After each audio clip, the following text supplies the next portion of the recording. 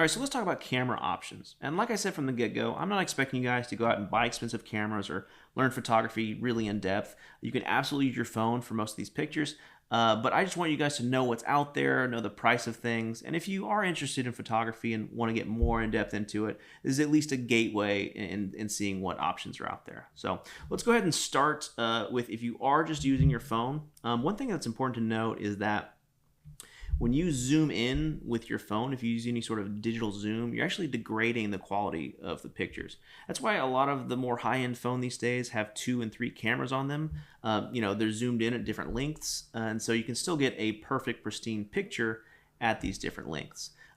So if you don't have a camera with multiple lenses, it's definitely a good idea to buy one of those attachable lenses for your cameras. And they're really affordable, much more affordable than you would think. If you look on Amazon right here, for me today, it's priced at about $33. And that comes with a telephoto lens, a super wide lens, and a macro lens. And just real quick, telephoto means it's zoomed in. So it's zoomed in so you can take really good pictures of things that are far away.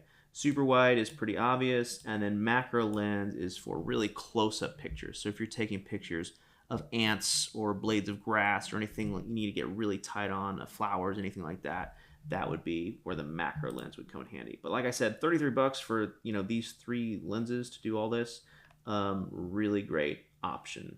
But if you guys are interested in going out and actually buying a camera, you can actually get a Canon PowerShot for only about $200 these days.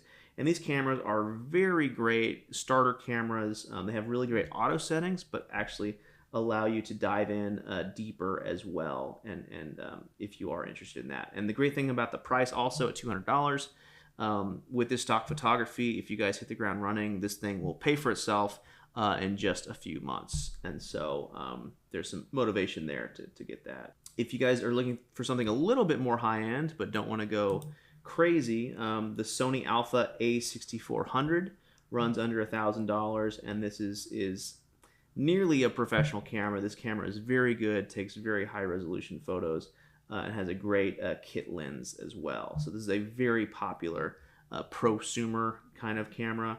And if you guys have the money to spend, if you want to go crazy, I definitely recommend this Sony A7. The A7 III is the current one, and this is a great camera that I've taken some of my photos and videos with. So it does run expensive. It is over $2,000. So this is a more professional grade camera. But again, at this point, this for me would pay for itself in about 4 months. So this is a great high-end camera if you guys are looking into that. But like I said, you're absolutely okay, just using your phone with nothing on it. If you can frame properly, if you have the multiple lenses, that helps a whole lot.